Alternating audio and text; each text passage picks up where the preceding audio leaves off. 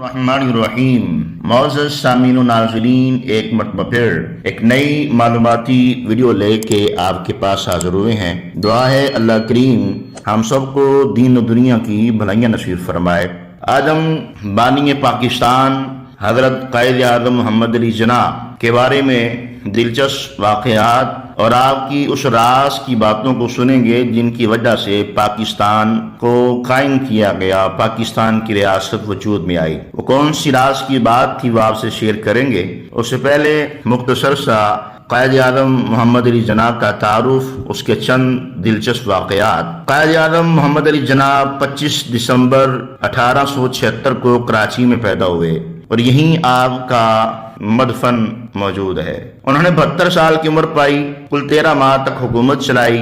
ان کے دورہ حکومت کے اہم ترین واقعات کچھ اس طرح ہیں۔ 14 اگست 1947 قائد اعظم کی قیادت میں پاکستان وجود میں آیا، جو دنیا کی سب سے بڑی اسلامی ریاست قائم کی۔ تاریخ انسانیت میں بہت سے ایسے لوگ گزرے ہیں جنہوں نے اپنے کارہائے نمایاں سے تاریخ پر غیر معمولی نقوش ثبت کیے۔ ان عظیم شخصیات میں سے قائد اعظم محمد علی جناح کا نام سر فہرست ہے۔ قائد اعظم محمد علی جناح اپنی جد و جہد اور ریاضت کے ذریعے جو کردار ادا کیا، یقیناً وہ تاریخ کا ایک سنہری باب ہے۔ انگریزوں کے ہندوستان سے چلے جانے کی صورت میں ہندوؤں کی مکاری اور مسلمانوں کی شکستہ حالی کی وجہ سے اس بات کے امکانات معدوم نظر آ رہے تھے کہ مسلمان اپنی سیاسی حقوق کو حاصل کرنے میں کامیاب ہو سکیں۔ تاہم قائد اعظم نے اپنی بصیرت اور استدلال، فکر انگیزی تقاریر اور غیر معمولی جد و جہد کے ذریعے نہ صرف کہ یہ سوئی ہوئی مسلمان قوم کو جگایا بلکہ ان کے ہونے کا احساس بھی دلایا۔ قائد اعظم کی مقناطیسی شخصیت نے مسلمانوں کے تمام طبقات کو ان کی قیادت میں جمع کر دیا۔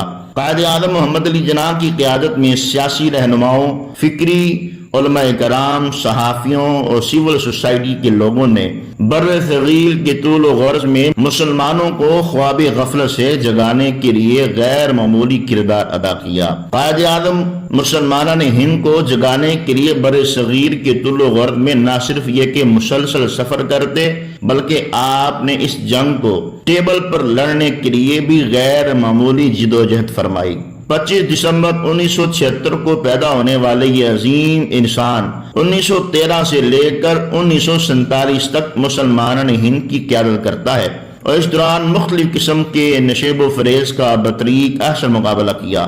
قائد اعظم نے مسلمانوں کو سمجھایا کہ وہ ہندوؤں کے ساتھ رہ کر بھی کبھی بھی اپنے سیاسی حقوق کا دفاع نہیں کر سکتے۔ ان کی فکر انگیز اور سحر انگیز شخصیت کا یہ اثر تھا کہ آپ بر صغیر کے مسلمانوں کے دلوں میں اترتے چلے گئے۔ قائد اعظم کو بہت سے غیر معمولی رفقا کی رفاقت بھی میسر آئی، جیسا کہ حضرت علامہ محمد اقبال اور مولانا محمد جوہر علی صاحب اور پیر سید جماعت علی شاہ صاحب اور مفتی محمد شفیع پاروی صاحب، سید محمد نعیم الدین مراد آبادی اور مولانا سردار رحمت اللہ تعالی علیہ۔ دیگر جید علماء کرام کا بھرپور تعاون آپ کو حاصل تھا اور اپنی تمام تر صلاحیتوں اور توانائیوں کو پوری طرح وقف کیا ہوا تھا۔ تو قائد اعظم کے ترکے میں جہاں حب الوطنی، مسلسل جد و جہد، اپنے مقاصد سے غیر معمولی وابستگی کا درس شامل تھا، وہیں قائد اعظم نے ہمارے لیے جد و جہد کی۔ جن راہوں کو انہوں نے متعین کیا ان میں آپ کا ماٹو سر فہرست حیثیت رکھتا ہے۔ قائد اعظم نے ایمان و اتحاد و تنظیم کا درس دے کے مسلمانوں کو جمع کیا، جن راہوں کو متعین کیا ان راہوں پر عمل بھی کیا۔ یقیناً پاکستان کے مسلمان ترقی اور استحکام کی تمام مراحل کو بطریق احسن طریقے کرنے کی پوزیشن میں آ سکتے ہیں۔ جب ہم قائد اعظم کے ان فرامین پر غور کرتے ہیں تو یہ بات سمجھ آتی ہے آپ نے اس فرمان کو صرف اپنی مشاہدے اور بصیرت کی روشنی میں طے نہیں کیا بلکہ کتاب اللہ اور سنت رسول اللہ سے بھی آپ نے اس حوالے سے رہنمائی حاصل کی۔ جب ہم کتاب و سنت کا مطالعہ کرتے ہیں تو ان 3 نکات کے بارے میں ہمیں غیر معمولی معلومات حاصل ہوتی ہے۔ جب ہم ان نکات کا کتاب و سنت کی روشنی میں تجزیہ کریں تو بہت ہی قیمتی اور بے شبہ معلومات سامنے آتی ہیں، جن میں سے چند آپ شیئر کرتے ہیں۔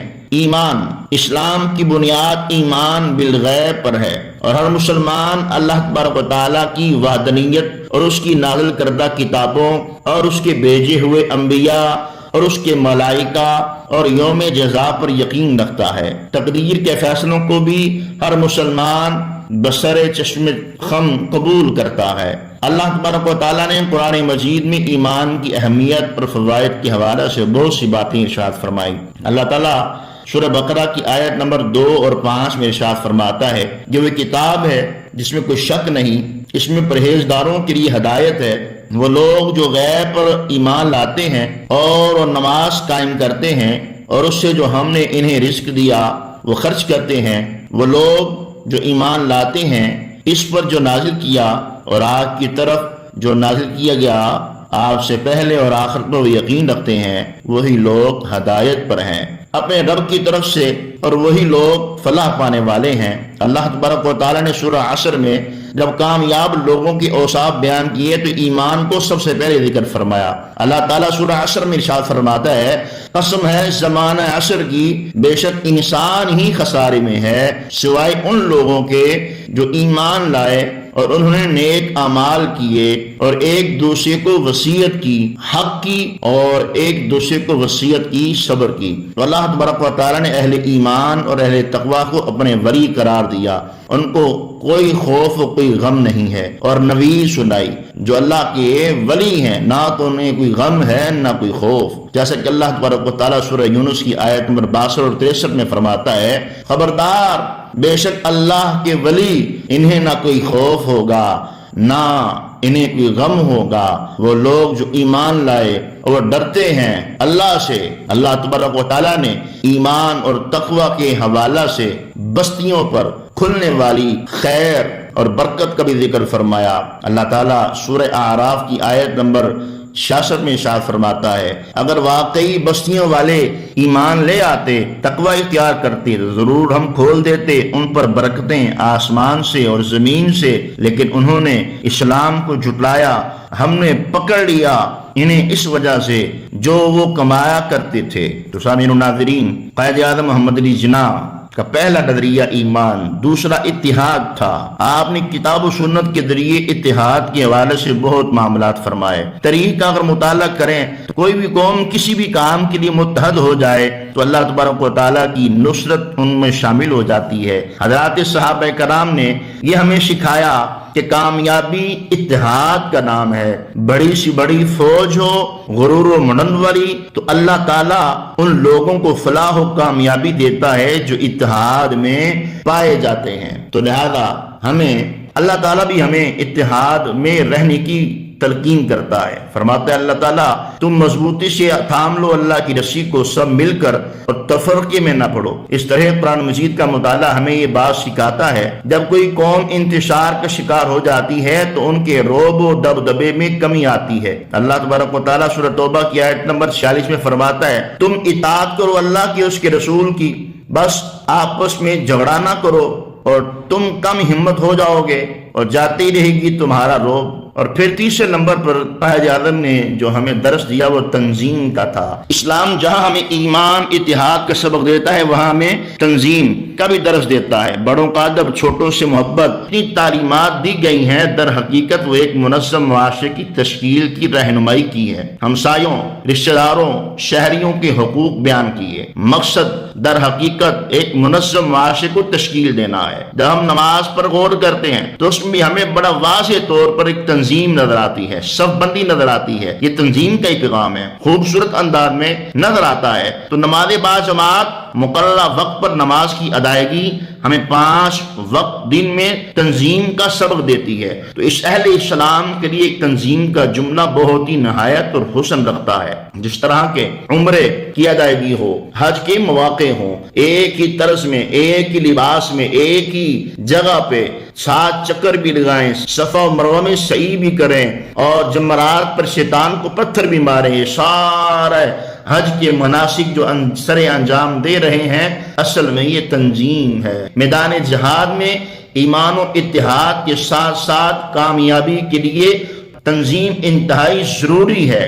اللہ تبارک و تعالیٰ سورہ صف کی آیت نمبر 4 اور 5 میں فرماتا ہے، گویا کہ وہ سیسہ پلائی ہوئی دیوار ہوں۔ بلا شبہ اللہ محبت کرتا ہے ان لوگوں سے جو لڑتے ہیں اس کے راستے میں سب باندھ کر۔ ہماری قومی زندگی کی ترقی اور استحکام کے لیے آج پھر قائد اعظم کی اس عظیم فرمان پر عمل کی ضرورت ہے۔ اس وقت ایک قوم کو ایک ملک کی ضرورت تھی، اور آج 2023 کے اندر اس ملک کو ایک قوم کی ضرورت ہے جس سے اتحاد ہو، جس کے اندر ایمان ہو، جس کے اندر تنظیم پائی جائے۔ تو یہ جناب قائد اعظم کے بہترین اصول تھے جن بنیادوں پر انہوں نے پاکستان کی بنیاد رکھی اور پاکستان کو دنیا کا سپر پاور ملک بنایا۔ قائد اعظم محمد علی جناح کے چند دلچسپ واقعات بھی سنتے ہیں۔ ایک شخص کہتا ہے کہ میں قائد اعظم محمد علی جناح کو 1920 کی شادی ہوئی تو انہوں نے اپنے غسل خانہ کی تعمیر میں اس وقت 50,000 روپے خرچ کیے، مگر یہی جب گورنر جنرل کے عہدے پر فائز ہوئے تو 1.5 روپے کا موزہ لینے سے انکار کر دیتے ہیں۔ کہتے ہیں کہ غریب مسلمانوں کا ملک ہے، گورنر کو اتنی مہنگی چیز پہننا زیب نہیں دیتی۔ اللہ اکبر! یہ تھے ہمارے رہنما، یہ تھے ہمارے قائد، یہ تھے پاکستان بنانے والے۔ اور آج کیا حال ہے؟ غریب عوام بھوکی مر رہی ہے تو غریب عوام کے ٹیکسوں پر پلنے والے بیوروکریٹس اور دیگر عہدوں پر فائز ہونے والے جناب عیاشیاں کر رہے ہیں۔ حضرت پیر سید جماعت علی شاہ صاحب رحمۃ اللہ تعالی علیہ اپنے دور کے بہت بڑے نیک سیرت اللہ کے ولی بندوں میں شمار تھے۔ انہوں نے ایک مرتبہ فرمایا کہ محمد علی جناح اللہ کا ولی ہے۔ اس پر لوگوں نے کہا آپ اس شخص کی بات کر رہے ہیں جو دیکھنے میں گورو جیسا انگریزوں سے نظر آتا ہے، نہ اس کے چہرے پہ داڑھی ہے۔ تو امیر ملت پیر سید جماعت علی شاہ صاحب رحمۃ اللہ فرمایا تم اس کو نہیں جانتے، وہ ہمارا کام کر رہا ہے۔ پیر صاحب کے اس دور میں تقریباً 10 لاکھ مرید تھے۔ آپ نے اعلان فرمایا اگر کسی نے مسلم لیگ اور قائد اعظم کو ووٹ نہ دیا وہ میرا مرید نہیں ہے۔ آخر میں شاعر مشرق علامہ اقبال کا ایک قول جو انہوں نے قائد اعظم کے لیے فرمایا، محمد علی جناح کو نہ تو خریدا جا سکتا ہے نہ ہی یہ شخص خیانت کر سکتا ہے۔ ایک مرتبہ سرکاری استعمال کے لیے 2700 روپے کا فرنیچر لایا گیا تو قائد اعظم نے لسٹ دیکھی تو 60 روپے کی کرسیاں اضافی تھی۔ تو آپ نے پوچھا یہ کس لیے ہیں؟ تو کہا گیا آپ کی بہن فاطمہ جناح کے لیے ہیں۔ تو آپ نے وہ کاٹ کر فرمایا اس کے پیسے فاطمہ جناح سے لینا۔ یہ تھے قائد اعظم، انہوں نے پاکستان بنایا تھا۔ اور آج جو پاکستان کو چلانے کی بات کر رہے ہیں، پاکستان کی خودداری کی بات کر رہے ہیں، پاکستان کو ترقی کی راہ پر ڈالنے کی بات کر رہے ہیں، وہ کروڑوں روپے پاکستان کا کھا گئے ہیں، اربوں کھا گئے ہیں۔ اور آج تک دیکھیں جب قوم کو ریلیف دینے کی بات آتی ہے تو پاکستان کے جناب خزانے خالی ہیں، اپنی جب ان کی عیاشیوں کی باری آتی ہے تو جناب پاکستان کے خزانے بڑے ہوتے ہیں۔ انہوں نے کون سا پاکستان کو ترقی کی راہ پہ ڈالا ہے؟ تو اللہ کرے ہمیں بابا قوم قائد ملت اسلامیہ حضرت قائد محمد علی جناح جیسا ایک لیڈر ملے اور پاکستان کو ترقی کی راہ پہ گامزن کرے۔ تو جناب والا آئیے ان باتوں کو دوبارہ دہراتے ہیں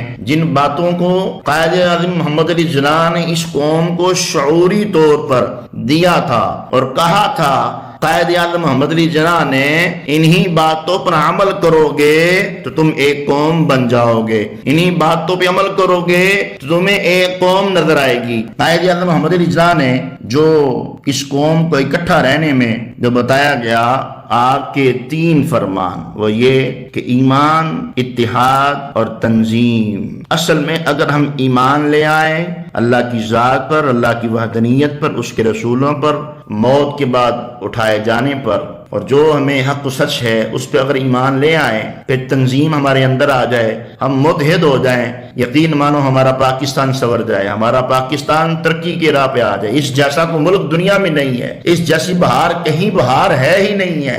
بڑے بڑے ملک ہوں گے، بڑے بڑے ترقی کرنے والے ملک ہوں گے، لیکن اس پاک سے زمین جیسے کوئی مثلی کوئی نہیں ہے۔ تو سامعین و ناظرین، آپ نے آج قائد اعظم محمد علی جناح کے بارے میں مزید سنا۔ انہی اصولوں کی بنیاد پر قائد اعظم محمد علی جناح نے ہمیں ایک وطن دیا تھا، آج اس وطن کا پرسان حال ہے۔ دعا ہے اللہ پاک قائد اعظم کی طفیل اس ملک پاکستان کو نیک و صالح حکمران نصیب فرمائے۔ دیکھتے رہیے ون اسلامک ٹی چینل۔ جزاکم اللہ خیرہ۔